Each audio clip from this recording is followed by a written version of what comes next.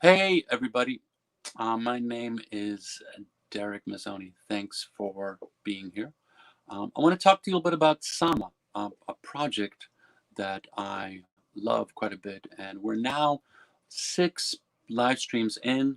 It was a soft launch, and I thought, what better time than now to tell you a little bit about Sama? We had scheduled an amazing sintir. Sintir is a string instrument from Morocco, a player by the name of Mike Rivard scheduled, but there was a family emergency, so we're going to be doing that performance next week. And so Sama, Seattle Sacred Music and Art.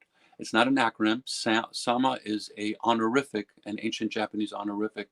When you talk to somebody who is teaching you, it also has a translation in ancient Arabic. Sama is another word for voice.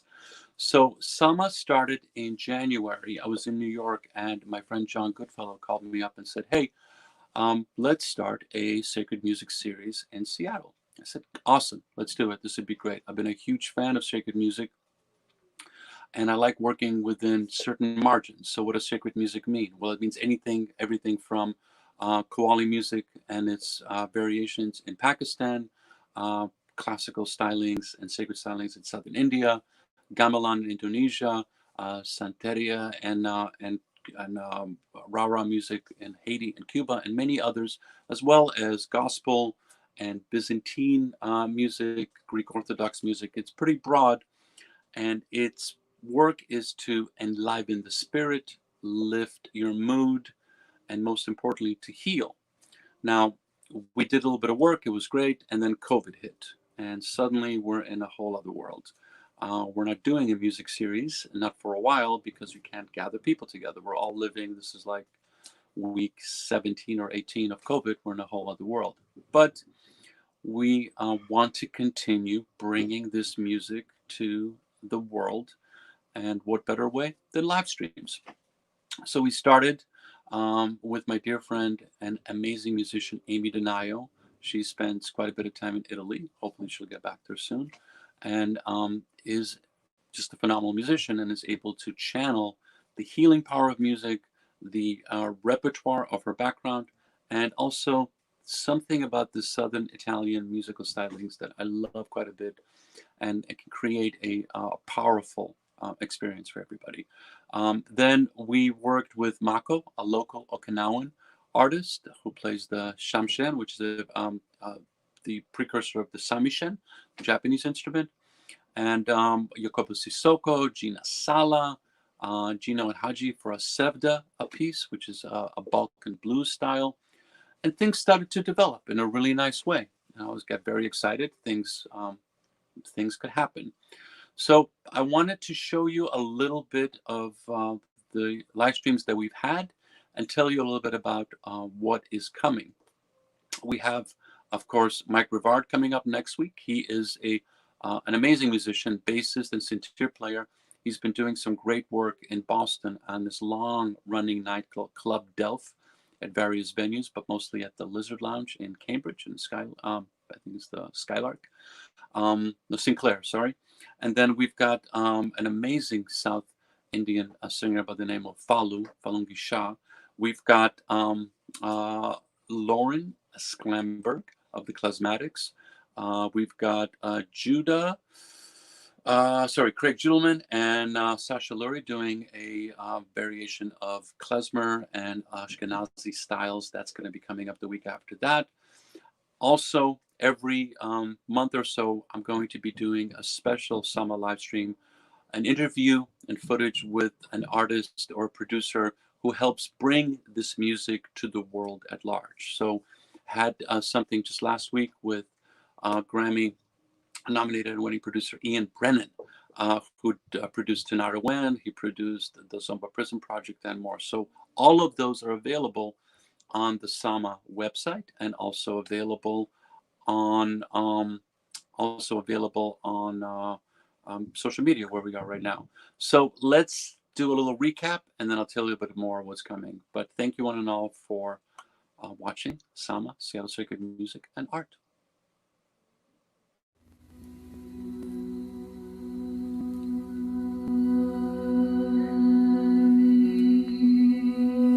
Yo.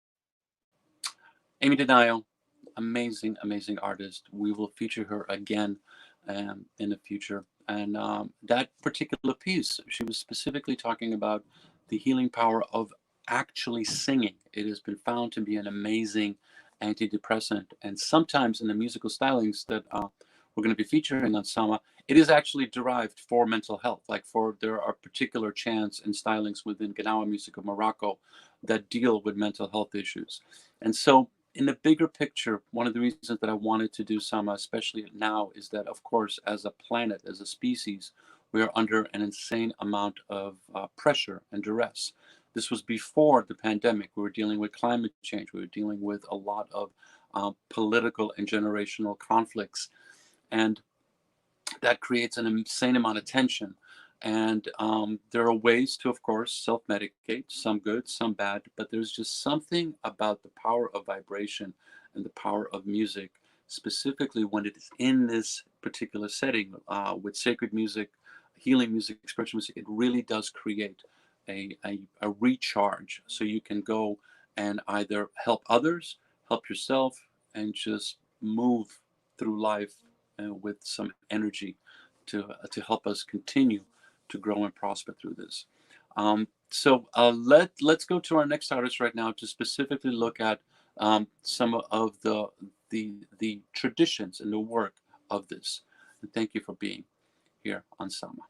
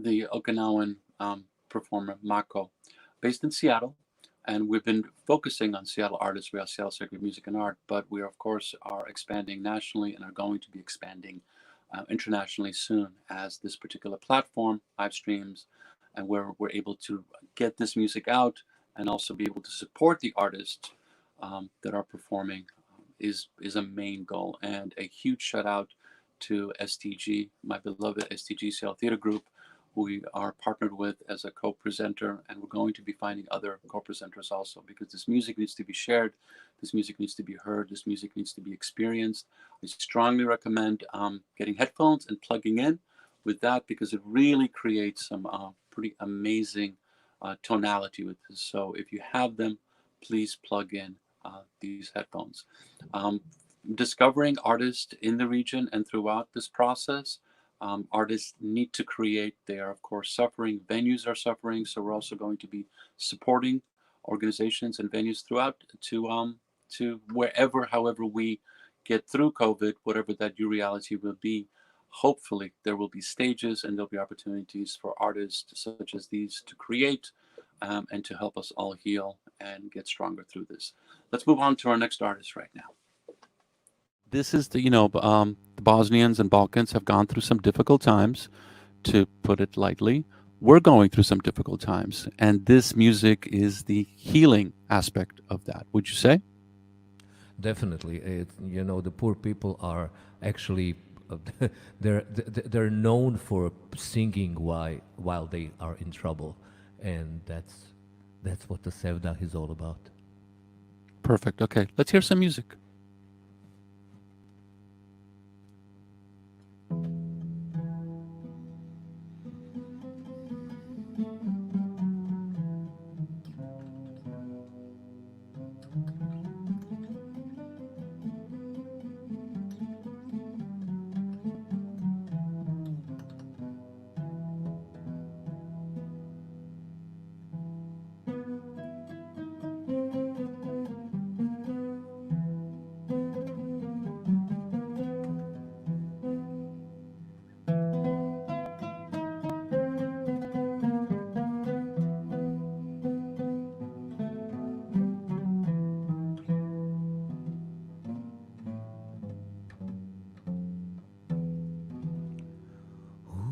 Stambolu na Bosforu Bolan Paša leži.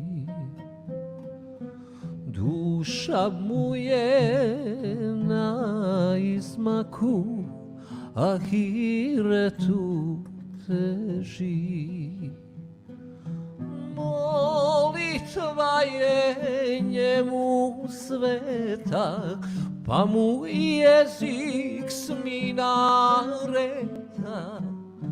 uči na sav glas.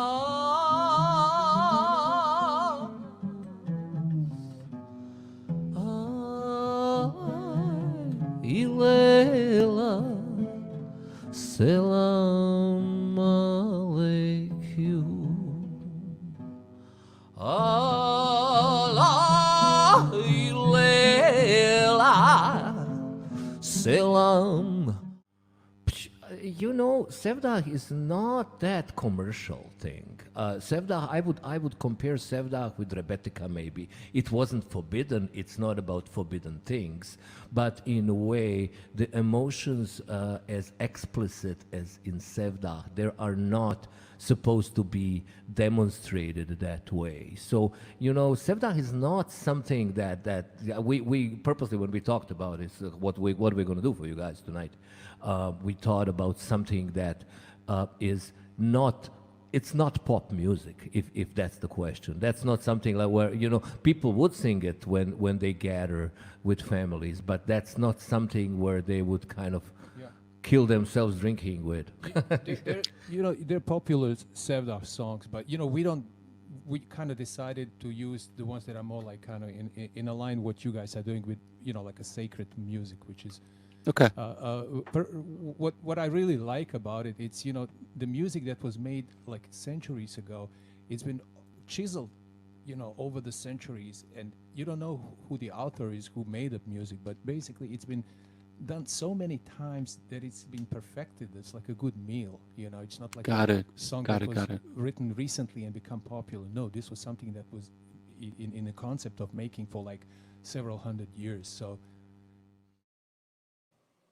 Gino and Hajia from Bosnia, an example of Sevdah music. And we're going to go deep into some of these styles, and we're going to have conversations and always focus on performances that was done live. Sometimes the videos will be pre-recorded, and it'll be an opportunity for us to A, support the artists, and B, learn more. And as the reality that we're going to be going through this for quite a bit, to be able to share this music and share this healing energy with everybody is a vital part of what Sama is about. And to be honest with you, it's an evolution of that. Initially it was a music series, and it will be a music series again. There'll be an opportunity for artists to come to the Pacific Northwest, if possible, spend some time here, heal, and then create and present more work. And it was a great vision. Huge shout out to John Goodfellow for the vision behind this. And we're all glad to be able to make this something which we all feel is very needed right now. And as I said before, some great artists, some really interesting stories. One will be with Robert Mills in August, who has penned a couple of books. One focusing on a ethnomusicologist traveler, Durban Bhattacharya, who basically is the reason why the Beatles discovered Indian music, and the reason why the early hippies just found music from Pakistan, music from all over Central Asia. A fascinating story, fascinating music. We'll be going deep into that a bit more. So I hope you mark it on your whatever virtual calendar, and know that we're here. And if you can't make the live stream, which I hope you do, because it's an opportunity to ask questions and get some more info, you can catch it again. Let's go to our next artist right now on Sama, Seattle Circuit Music and Art. Well, since it's the, healing sacred music, I just recommend everyone feel heavy like an elephant. Every inhale connects us to the ground, and I'm do a few invocations. Your spine flexible like a curvy trunk of Ganesh. Shri Vakratunda Mahakaya Surya Koti Samaprabha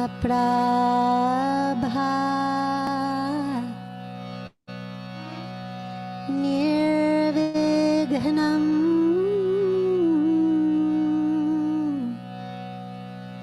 Kurume Deva Sarvakaryeshu Sarvada.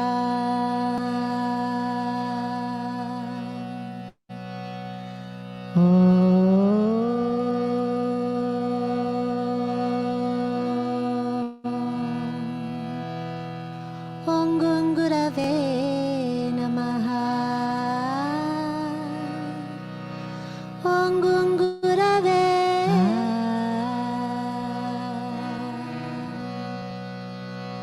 Achyutam Keshavam Ramanarayanam Krishna Damodaram Vasudevam Harim Sridharam Madhavam Gopika Vallabham Janaki Nayakam Ramachandram Bhaje.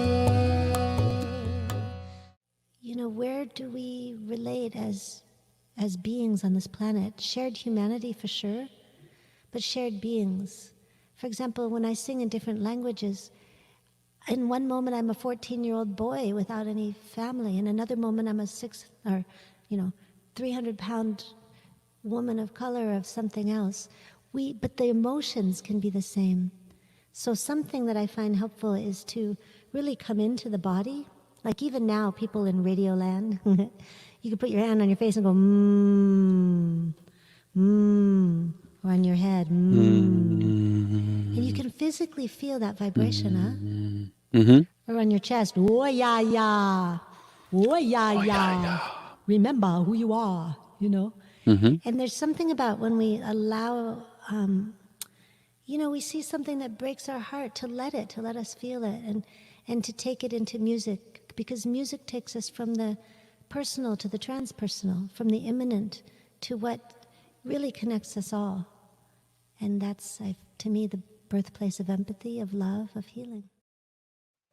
Some words from Gina Sala, and there will be more like that. We're going to be focusing on tangible ways where we can help people deal, process, absorb this, and transfer it into something that will help them grow. Sometimes it will be in languages that you don't know. Sometimes it will be musical stylings you're unfamiliar with. But the hope is that it will create a sense of curiosity, and from that curiosity, a sense of wonder, and then a sense of humanity, that through music and through vibration and through just this experience that we all share together, we can grow together. And that is in many ways the goal of Sama, sacred music and art, as we all go through this very interesting time in our history. Let's go to our next artist. We're dealing with unprecedented times throughout history.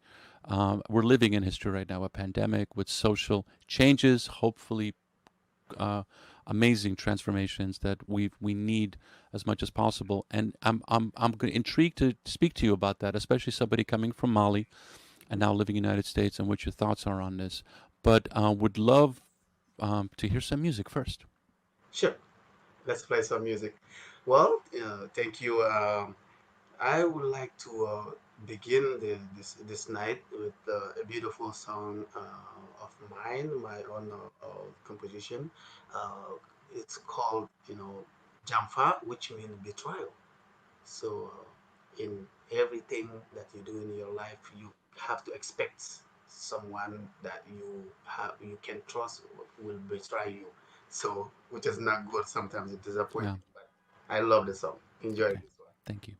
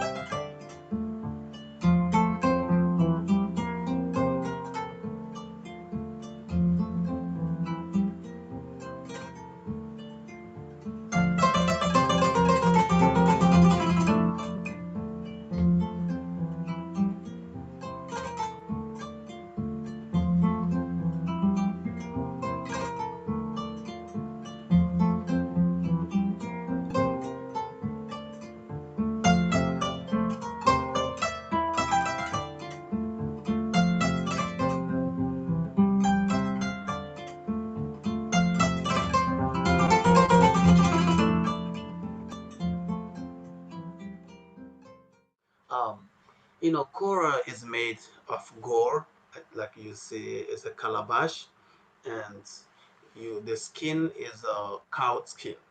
But some people make some, commercial Kora with, goat skin, but it's not.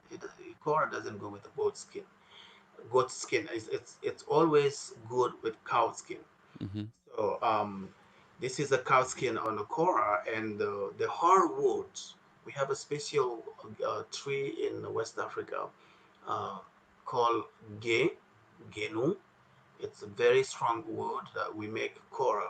All the musical instrument also in Africa, djembe, balafon, everything with wooding instrument. We use that tree, um, and you see the rings. They are also piece of skin, very fresh braids against the neck. So soon this get dry, they are the tuning pit Mm-hmm. traditional. So holding each strings, pushing them up, you get sharp. Pushing down, you get flat. So, and the same is like here the bridge, same kind of wood holding each strings here in the front, and there's a middle and the bottom to hold also other strings are coming from up to the bottom, Okay. and it's handmade. Every kora player from Jelly family, you have an obligation to know how to build your own kora. But not just now with the modern kora, but this one we have to learn this in the family. You cannot buy your instrument from someone. So uh, if you get all those material together to make a kora, it's like in Africa takes just 2 weeks to build. Sometimes 3 weeks, it depends. Um, but that's to make a kora between 2 to 3 weeks. Okay. You Okay. can build Thank a you. kora. So as you can see, the master chord player Yakuba Sissoko explaining various things you might know about the kora, that it's better made with cow skin instead of goat skin. It's also an instrument which I feel is made for this time. Its ability to calm and ability to look forward and yet look within will be championed, and we're going to work with more kora players and present these artists, present them where they are, present them in their home cities, present them at times, internet be willing, where they're playing at their best. They haven't gone through customs, they haven't been traveling, they haven't been dealing with jet lag, etc. So some of the performances I hope and I believe will be pretty amazing, and if will hopefully make a difference in your life as they have throughout my history. I've been lucky enough to be working in music and in radio and in television for a long time, and it feels like this is the time where all of that I've done can hopefully be shared with you all out there during this insane time. So this is Sama, Seattle Circuit Music and Art, and let's see last week's performance.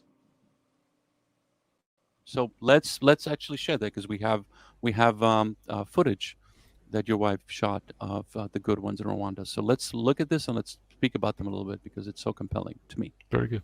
Yes. Let's see it. Beautiful.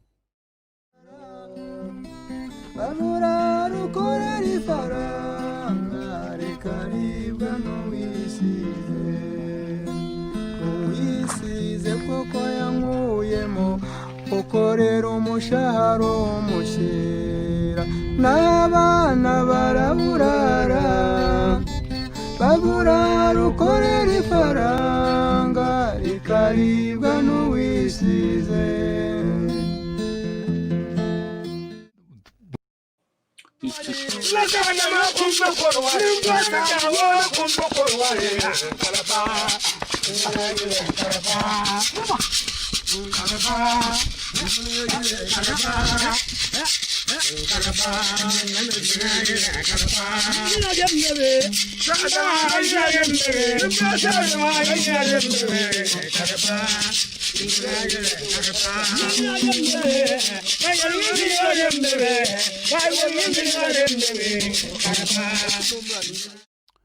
Beautiful. Thank you. Fra from Thank Northern you. Ghana. How did you find them? How did you guys find each other? Well, I mean, every project has been different. It's just a leap of faith. We do these as labors of love. We lose money on them, and we never know if we'll find anything. In most cases, and then when we record, we're interested in the process, not the product. So we have not released probably not as many, but almost as many records as we've released, because if to do otherwise would be hypocritical if we just had made a decision that, oh, since we went to region X and we wanted to find music, then therefore we're going to release it no matter what. No, we make sure that a release is justified, and usually in the process, you know it. There's a moment. Sometimes it's right away. When it's somebody who very virtuosic, like Small. In other cases, particularly with amateur musicians, meaning people that have not done music before, when they're composing for the first time or singing solo publicly for the first time, there's a moment where just a song comes from somewhere that no one expected, including the person, usually themselves, and it's just so beautiful that it's like, okay, well, this is what we're here for. This is the dream, really. I want to play this video first, and then I want to talk about Ustad Sami, because I got a chance to meet him with you, so it was beautiful. Yeah. Let's see it. Great.